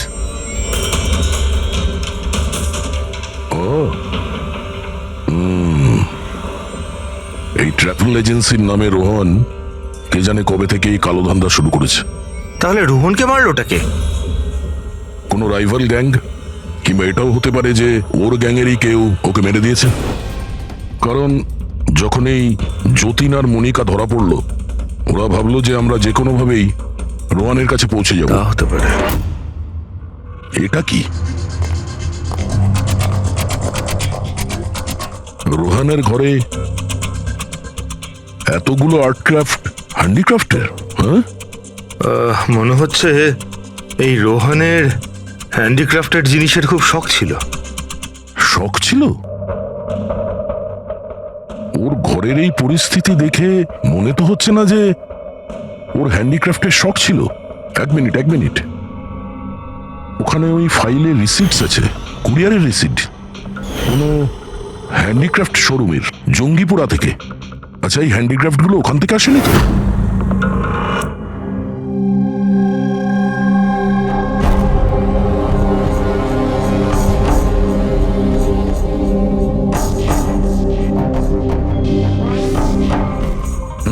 এবার ব্যাপারটা বুঝতে স্যার পারলাম। আপনি জানতে পারলেন কিছু এই রোহনের মৃত্যুর কারণ? Brain haemorrhage. এই দেখো, এই ব্লাড সেলস গুলো দেখছো? যখনই মেলিন ও রক্তে মেশে ওর ব্লাড সেলস এনলার্জ হতে শুরু করে, আর ক্রমে ক্রমে এত বেড়ে যায় যে ফেটে যায়। এরই কারণে ব্রেন হ্যামারেজ হয় আর এ মারা যায়। আচ্ছা, এটা তো ওই ড্রাগের মধ্যে থাকে না? কি নাম যেন? Crack detox. খুব ইন্টেলিজেন্ট ভাই। হ্যাঁ, কিন্তু এই রোহন তো, ও তো ড্রাগ ডিলার ছিল। ও তো জানে যে কতটা ড্রাগ নিতে হয় আর কতটা নিতে হয় না। তাও যদি ওভারডোজেও মারা যায় তো কেউ জোর করে ওকে ড্রাগ দিয়েছিল। তুমি ঠিক বলেছো। আর জানো এই ড্রাগটা আমি কোথায় পেয়েছি? এর পেটের মধ্যে হোয়াইট ওয়াইনে মেশানো ছিল। আর এটা হলো সেই গ্লাসটা যাতে করেও ওয়াইন খেয়েছিল, আর এটাতেই ড্রাগ মেশানো ছিল। আঙুলের ছাপ 3 জন আলাদা মানুষের পাওয়া গেছে। এর মধ্যে একটা তো নিশ্চয়ই রোহনের। রাইট, কিন্তু বাকি দুটো কার সেটা এখনো জানা যায়নি। দ্বিতীয় ছাপটা তো ওই বারটেন্ডারের হবে যে ওই মদটা গ্লাসে ঢেলেছে। আর তৃতীয়টা? তৃতীয় চিহ্ন জানার জন্য পার্টিতে যতজন উপস্থিত ছিল তাদের সবার আঙুলের ছাপ নিতে হবে। আর হ্যাঁ, এই দেখো এই সমস্ত জিনিসগুলো যেগুলো বাড়ি থেকে পাওয়া গেছে। তো এগুলোর কি? আসলে বন্ধু, এই সব জিনিসগুলো ভেতর থেকে ফাঁপা।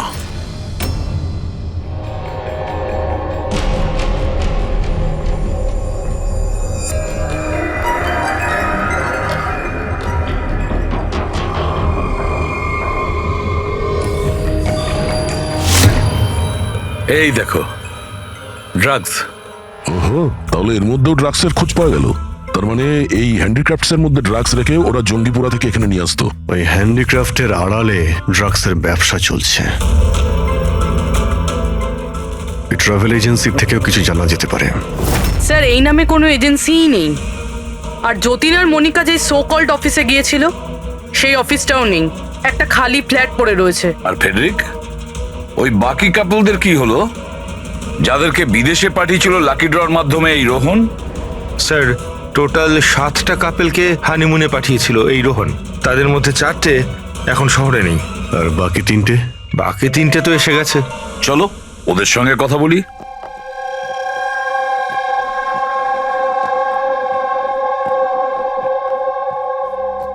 স্যার, আমাদের এখানে কেন ডাকা হয়েছে?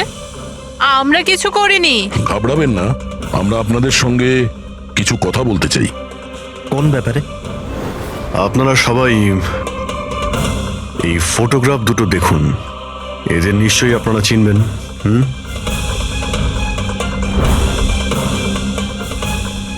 এক মিনিট। হ্যাঁ, ইনি আমাদের লাকি ড্রয়ের মাধ্যমে হানিমুন ট্রিপে পাঠিয়েছিলেন। স্যার, আমাদেরও। আচ্ছা, তাহলে এরাই ছিল আপনাদের সাথে।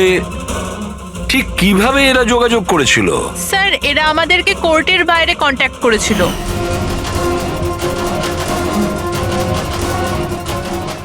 আর তারপরে কোনো ব্যাগও নিশ্চয়ই দিয়েছে।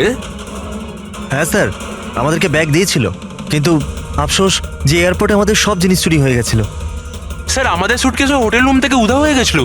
আর আপনাদেরও কোর্টের বাইরেই কন্ট্যাক্ট করা হয়েছিল? না, আমরা তো শপিং করছিলাম এনকে মার্কেটের কাপড়ের দোকানের বাইরে। আর আমাদের তো এটাও বলেছিলেন যে ওনার সুটকেসের শোরুম আছে। আর আপনাদের ব্যাগ? আমাদের ব্যাগও হারিয়ে গেছে। আপনাদের সবাইকে ব্যবহার করা হয়েছে লাকি ড্রয়ের বাহানায়। ব্যবহার করেছে? ড্রাগস স্মাগলিং করা হয়েছে আপনাদের ব্যাগের মধ্যে রেখে, আপনাদেরকে দিয়ে। আর একটা কথা খুব ভালো করে মনে রাখবেন, ভবিষ্যতে কোনো লটারি বা লাকি ড্রর ওপর ভরসা করবেন না। যে কেউ ফাঁসি দিতে পারে আপনাদের। যান। Thank you sir. এখন তো আমাদের কাছে মাত্র 38 ঘন্টা রয়েছে। আর ওই 38 ঘন্টায় আমরা যদি কিছু করতে না পারি, তাহলে যতীন আর মনিকাকে দুজনকে ফাঁসিতে ঝুলিয়ে দেবে ওখানকার গভর্নমেন্ট। স্যার, এইসব করতো রোহন, কিন্তু ও এখন আর বেঁচে নেই। কিন্তু এদের গ্যাং অনেক বড়। এরা কিন্তু স্যার স্মাগলিং এখনো বন্ধ রাখেনি। হ্যাঁ স্যার, এরা কোনো নতুন বিবাহিত দম্পতির খোঁজ করবে ফাঁসানোর জন্যে। অভিজিৎ, দয়া, জিঙ্গাপুরায় গিয়ে হ্যান্ডিক্রাফটস নিয়ে এসো।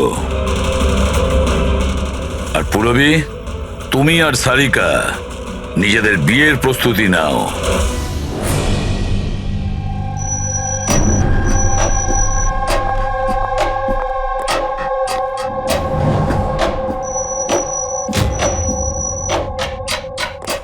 ম্যাডাম, আসুন।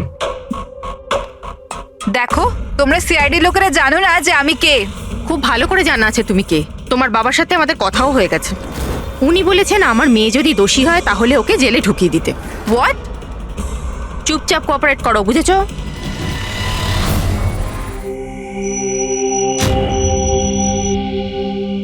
যাও।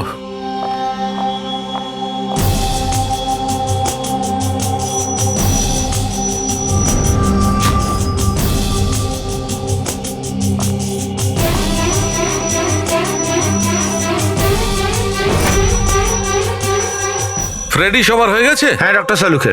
হ্যাঁ সালুখে, এদের ফিঙ্গারপ্রিন্ট দেখে তুমি কিছু জানতে পারলে? কাজ প্রায় শেষ হয়ে এসেছে। তাড়াতাড়ি করো, আমাদের হাতে বেশি সময় নেই। পেয়ে গেছি ম্যাচড। ম্যাচ হয়ে গেছে বস। কার সাথে ম্যাচ করেছে? ওয়াইন গ্লাসে রোহনের আঙুলের ছাপের সঙ্গে দুজন লোকের আঙুলের ছাপ আছে। একজন হচ্ছে সামায়া আর একজন কামিয়া। আরে স্যার, আমার আঙুলের ছাপ তো নিশ্চয়ই থাকবে। ড্রিঙ্কস তো আমিই দিয়েছিলাম। আমি বার টেন্ডার স্যার। সব থেকে বেশি সন্দেহ আমরা তোমার ওপরেই করব। আর তুমি, এবার তো তুমিও একই কথা বলবে যে আমি নির্দোষ। কি? তুমি তো বলেছিলে তুমি ওকে চেনোই না, তাহলে ওর গ্লাসটা ধরে কি করছিলে? কেন রোহনের গ্লাসটা তুমি কেন ধরেছিলে? কেন ধরেছিলে? আমায় ক্ষমা করে দিন স্যার, আমার ড্রাগস নেওয়ার অভ্যেস আছে, আর একদিন আমি ড্রাগস না নিলে আমার খুব শরীর খারাপ লাগে, আর ড্রাগসের লোভে ভুল করে আমি এটা করে ফেলেছি। ভুল করে কেউ অপরাধ করে না, বুঝেছো? অনেক ভেবে চিন্তে অপরাধ করা হয়। এবার বলো, কার বলাতে তুমি এগুলো করছিলে? আমি তো তার নাম জানি না, কিন্তু 23-24 বছরের একটা মেয়ে ছিল। পার্টির আগে আমার ড্রাগস ডিলারের সাথে দেখা করার ছিল, কিন্তু তারপর ওর জায়গায় মেয়েটা চলে আসার বলে যদি আমি ওই কাজটা না করি ওরা আমায় ড্রাগস দেবে না। আর কি মনে পড়ছে ওই মেয়েটার ব্যাপারে? কিছু না। এ কি সে? হ্যাঁ স্যার, হ্যাঁ এই সে। যা ভেবেছিলাম তাই। আমাদের খুব তাড়াতাড়ি ওর কাছে পৌঁছতে হবে।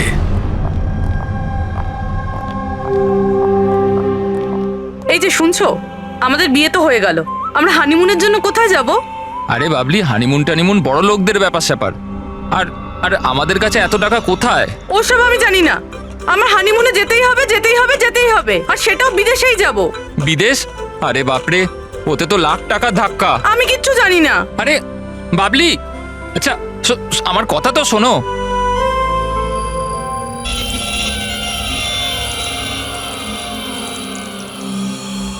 আচ্ছা প্রদীপ, শোনো না, আমাদের তো বিয়ে হয়ে গেল, তাহলে হানিমুনে আমাকে কোথায় নিয়ে যাবে? বেবি, আমি তো তোমায় নিউ ইয়র্ক, হংকং, প্যারিস নিয়ে যেতে চাই হানিমুনের জন্য, কিন্তু সত্যি? Wow, new York! কিন্তু তুমি তো জানো যে মা কতটা কিপটে, তো উনিই মানবেন না। মা রাজি হবেন না? আচ্ছা ঠিক আছে, হানিমুনে যাব না তো অন্য ব্যাপারে কথা বলি। আচ্ছা বাবলি শোনো না, আমি ভাবছি তো হানিমুনের ব্যাপারে কিছু। তুমি কি ভাববে? আমি ভাবছি। এই যে এই দোকান থেকে আমাকে একটা শাড়ি কিনে দাও এক্ষুনি। আরে বাবলি, এই দোকানের জামা কাপড় খুব দামি। হ্যাঁ তো চলো না আমরা অন্য কোনো দোকানে যাই। মনে হচ্ছে কেউ আসছে। দাও মানিব্যাগটা, দাও এক্ষুনি। Excuse me. হ্যাঁ বলুন। হ্যালো ম্যাম, আমি জিয়া আর ও আমার পার্টনার মদন। তো অ্যাকচুয়ালি ম্যাডাম, আমরা জেকেএলএম রিসর্টের তরফ থেকে 10 জন ভাগ্যবান কাপলকে হানিমুন ট্রাভেলের জন্য বিদেশ পাঠাচ্ছি। আপনি এতে অংশগ্রহণ করতে চান? কি বলছেন আপনারা? হ্যাঁ অবশ্যই। কি বলো তুমি? এ তো কিছু বলেই না। আপনারা বলুন। আপনাকে কার্ডটা স্ক্র্যাচ করতে হবে, আর আপনার যদি ভাগ্য ভালো হয় তাহলে আপনি জিততেও পারেন। তাই নাকি? ব্যাস। সত্যি? করি।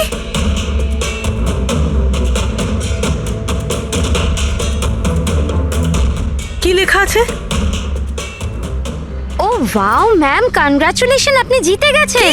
হ্যাঁ আমরা জিতে গেছি। হ্যাঁ আপনি জিতে গেছেন। আমরা বিদেশে যাব? হ্যাঁ নিশ্চয়ই। এখন আপনারা অফিসে চলুন, বাকি ডিটেইলস আমরা ওখানে আলোচনা করে নেব। কোন দিকে যাব? এদিকে না ওদিকে? এইদিকে। হ্যাঁ চলুন।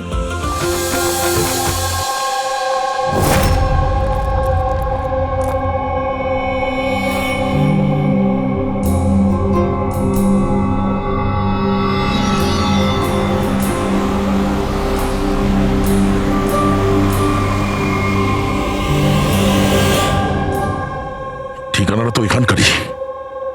চলো দেখি। একদম ঠিক দোকানে এসেছেন সাহেব আপনারা।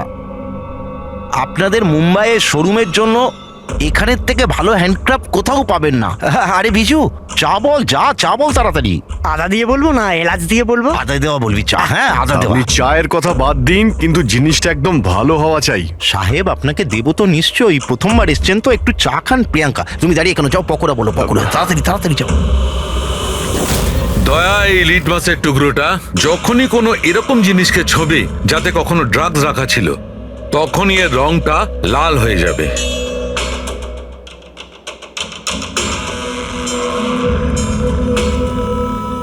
আচ্ছা, আপনার এই জিনিসগুলো ইন্ডিয়ার বাইরে মানে বিদেশেও যায় না? আরে স্যার, এমন কোন দেশ আছে যেখানে আমাদের কোনো মাল যায় না? তাই? আমেরিকা, হ্যাঁ। অস্ট্রেলিয়া, আর ওটা কি সাউথ আফ্রিকা। খুব চাহিদা আছে আমাদের মালের। আচ্ছা আচ্ছা আচ্ছা, এরকম 10-12 পিস কি আমরা পাবো? হ্যাঁ হ্যাঁ, নিশ্চয়ই। তাহলে তো খুব ভালোই হয়। দিন। আচ্ছা, এই যে এটা বলুন স্যার। হ্যাঁ, এটাও পাওয়া যাবে। আচ্ছা হ্যাঁ, এই জিনিসটা কিন্তু আমাদের 40 থেকে 50টা লাগবে। হ্যাঁ নিশ্চয়ই নিশ্চয়ই, পেয়ে যাবেন পেয়ে যাবেন। খুব ভালো। আচ্ছা, একটা কাজ করা যাক। আপনার 4 পকোড়া আজকে থাক, কাল সকালে আসি, তখন একেবারে অনেক কিছু কিনে নেবো আমরা। স্যার, ও এক্ষুনি চলে আসছে। আসলে হয়েছে কি, আমার পেটের মধ্যে একটু না গুড়গুড় করছে। হ্যাঁ ভাই, আচ্ছা আজকে থাক, কালকে আসছি। হ্যাঁ অভিজিৎ 5 ঘন্টা বেঁচে আছে যতীন আর মনিকাকে বাঁচানোর জন্য। খুব তাড়াতাড়ি মাস্টার মাইন্ড অব্দি পৌঁছতে হবে, তা না হলে ওখানকার পুলিশের হাতে যতীন আর মনিকাকে প্রাণ হারাতে হবে। একটা কাজ করে দয়া, রাতে আসি, তারপরে এসে এদের ধরবো। এখানে আপনার টিকিট আর হোটেলের কাগজ। আরে বাহ, থ্যাংক ইউ সো মাচ। শুধু এটুকুই? আর আমাদের গিফট? 1 মিনিট আসুন। আরে এটা তো দারুণ সুন্দর। তাহলে তাহলে আমরা চাই এবার। স্যার, আমাদের আপনার ছবি লাগবে রেকর্ডের জন্য। আমাদের দুজনের? হ্যাঁ। আপনারা কাজ করুন, এখানে দাঁড়িয়ে পড়ুন, সিনটাও ভালো আসবে। হ্যাঁ, এইটা আপনি ধরুন, এটাও সাবধানে রাখবেন কিন্তু। হ্যাঁ অবশ্যই।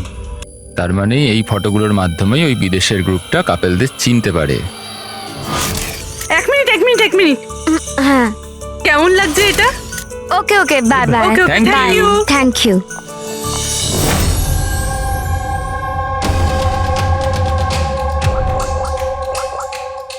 হ্যালো। হ্যাঁ, মাছ জালে আটকে গেছে। স্যার, সবকটা ব্যাগ ভালোভাবে চেক করেছি, এখানে ড্রাগসের কোনো চিহ্নই নেই।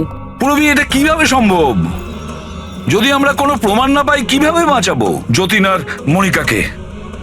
স্যার হতে পারে ড্রাগস ওই লোকটার কাছে আছে। কোন লোকটা?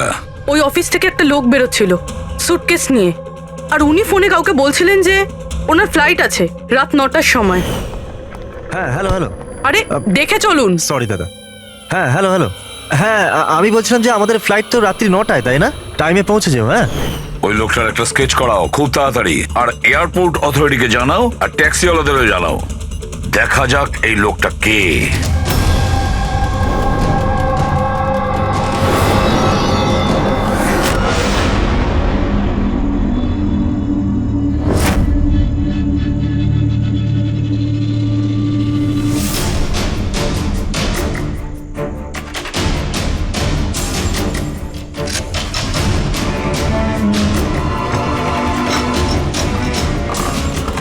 দরজায় তো তালা দেখানোর জন্য, কিন্তু ভেতরে আলো জ্বলছে আর কিছু আওয়াজও আসছে। রাতের অন্ধকারে বেআইনি কাজ চলছে। আরে দাদা, কি হচ্ছে এখানে? চা খাওয়াবেন না? হ্যাঁ, আরে আপনারা দুজনে এখন এখানে? আরে আমার পেট ঠিক হয়ে গেছে, তাই ভাবলাম যে একটু চার পকোড়া খেয়ে আসি। কি? না না, শুনুন, কাল আসবেন। হ্যাঁ, কালকে। আরে এত সময় নেই আমাদের কাছে। আরে চায়ের জন্য বন্দুক বার করছেন? আপনাদের মাথা ঠিক আছে তো? কি করছেন? তোমাদের বসকে? স্যার, বোম্বাইয়ে কেউ আছে, আমরা ওকে দেখিও নি। কি দেখোনি? তাহলে টাকা কি করে না ওর কাছ থেকে? হ্যাঁ, টাকা তো আমাদের রোহন আর আশা দিয়ে দেয়, কিন্তু আসল বস কে আমরা কোনোদিনও মুখ দেখিনি, আর না ওর নাম জানি। ওকে পাবো কোথায়? এখনই ওর নাম্বার দে। স্যার, ও প্রত্যেকদিন নতুন নতুন নাম্বার থেকে আমাদের ফোন করে। এই ড্রাগস যেটা তোমরা আর্ট ক্রাফটে ভরো, এটা রোহান ছাড়া আর কার কার কাছে পাঠাও? ডান্সিং রক ক্লাবে কিছু পার্সেল পাঠিয়েছিলাম।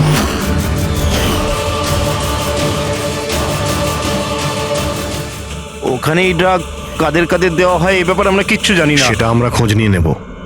চলো তোমাদের জেলে নিয়ে গিয়ে পকোড়া খাওয়াই। রবি, আমি সমস্ত এয়ারপোর্ট অফিসিয়ালদের আর ট্যাক্সি ড্রাইভারদের ওই লোকটার ছবি পাঠিয়ে দিয়েছে।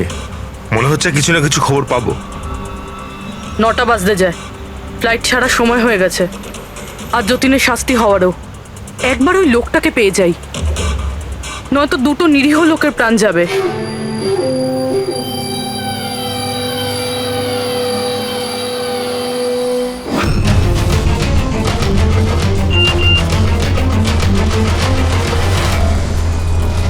এই তো লোকটা স্পট হয়ে গেছে।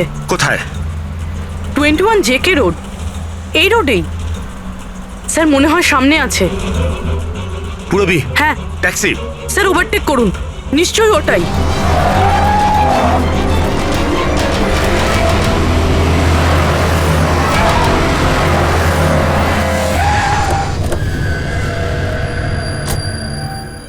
বাইরে বেরো, বেরো বাইরে।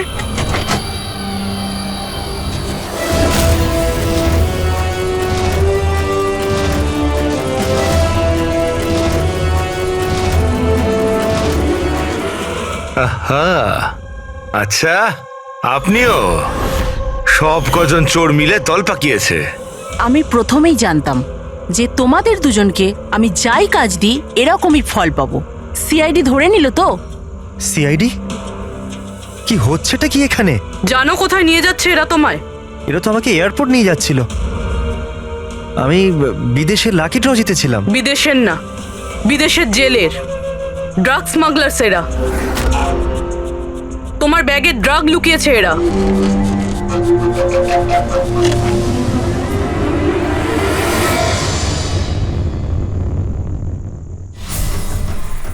ব্যাগে ড্রাগস রয়েছে ম্যাম। শেষে পাওয়া গেল যতীন আর মনিকার নিরপরাধ হওয়ার প্রমাণ, এই ড্রাগস। কি অদ্ভুত ব্যাপার! আমি তোমাদের থেকে বাঁচতে ভুল ব্যাগ দিলাম, তবুও তোমরা পৌঁছে গেলে। আর এবার তোমার বসকে পাকড়াও করার দায়িত্ব আমাদের। যাওয়া যাক ব্যুরো।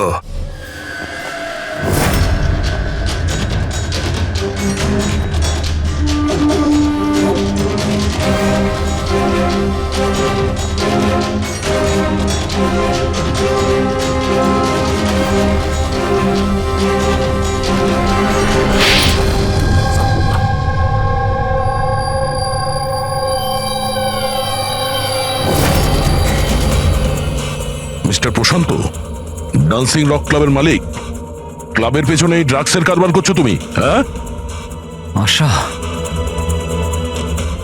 তুমি আমার সাথে বেইমানি করে ঠিক করলে না। এর জন্য তোমায় অনেক বড় মূল্য দিতে হবে। চুপ করো। এবার বাকি জীবনটা এবার ওই অন্ধকারেই কাটাবে, যে অন্ধকারে তোমরা বাকিদের ঠেলে দিয়েছো। দেখ, খুব তাড়াতাড়ি এদের স্বীকারোক্তিটা নিয়ে নাও। খুব অল্প সময় আছে আমাদের কাছে যতীন আর মনিকাকে বাঁচানোর জন্য।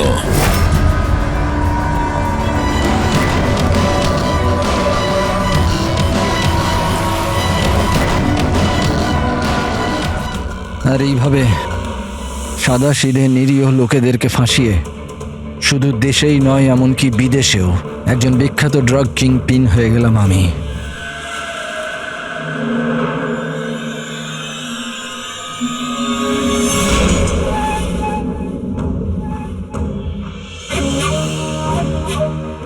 আশা করি তোমাদের অপরাধের জন্য আফসোস করবে তোমরা দুজনে।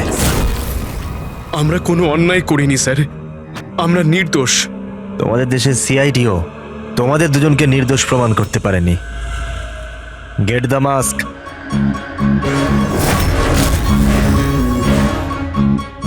মনিকা, মনিকা আমাকে ক্ষমা করে দিও।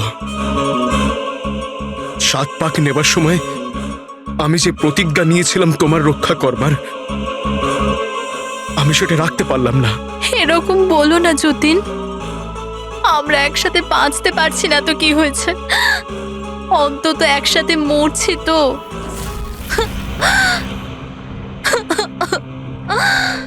রোহনকে কেন মেরেছো? ওই বোকাটার নিজের বিবেক জেগে উঠেছিল, নিজেকে আত্মসমর্পণ করতে যাচ্ছিল। যতীন আর মনিকাকে ফোন করে সব ডিটেল বলে দিতে যাচ্ছিল। তাহলে তোকে মরতেই হতো না স্যার, মরতেই হতো। দেখ, যত তাড়াতাড়ি সম্ভব এই ভিডিওটা ওই জিবিআই অথরিটিকে পাঠিয়ে দাও। Yes sir. অসংখ্য লোকের জীবন নষ্ট করে তৈরি হয়েছে সুপরিচিত ড্রাগ কিং পিন। তুমি কি মনে করেছিলে তুমি খুব বড় কাজ করেছো? আইন তোমাকে কোনোদিন ক্ষমা করবে না। কঠোর থেকে কঠোরতম শাস্তি হবে তোমার, ফাঁসি হবে তোমার, ফাঁসি। Take M.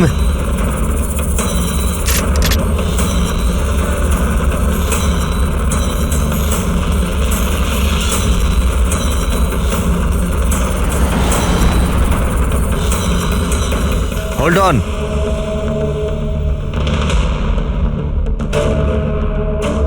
Remove their masks and their handcuffs.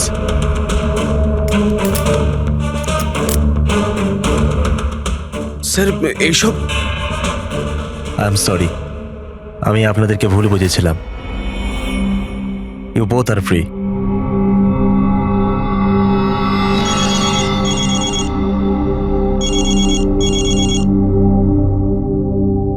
Hello mister Wang, আমি এসিপি প্রদ্যুমান, মুম্বাই সিআইডি থেকে বলছি। আপনাকে আমরা আসল অপরাধীর কনফেশন পাঠিয়েছি, ভিডিও পাঠিয়েছি, পেয়েছেন আপনি? স্যার, আমার টিম ভিডিও দেখে সঠিক সময় আমাকে বলে দিয়েছে। যদি আপনি 5 মিনিটও দেরি করে ফেলতেন তাহলে হয়তো এই দুজন বাঁচত না। আচ্ছা, আমরা কি যতীন আর মনিকার সাথে কথা বলতে পারি? Sure sir. CID. Hello ACP sir. Hello Jatin, শোনো, তোমার মা এখানে আছেন, নাও কথা বলো। যতীন, বাবা, তোমরা দুজন কেমন আছো? মা, আমরা দুজন একদম ঠিক আছি, তুমি আমাদের চিন্তা করো না। স্যার, আমি আপনাকে কি করে ধন্যবাদ জানাবো আমরা বুঝতে পারছি না স্যার। হ্যাঁ স্যার, সিআইডির এই উপকার আমরা কোনোদিনও ভুলবো না। না না যতীন, আমরা এমন কিছু কাজ করিনি। এই দেশের কোনো নাগরিকের উপর কোনো বিপদ যাতে না আসে সেটা খেয়াল রাখা আমাদের কর্তব্য, আমাদের ডিউটি এটা। এবার তোমরা তাড়াতাড়ি বাড়ি ফিরে এসো, তোমার মা অপেক্ষা করছেন। Good luck. Thank you sir, thank you so much. চলুন।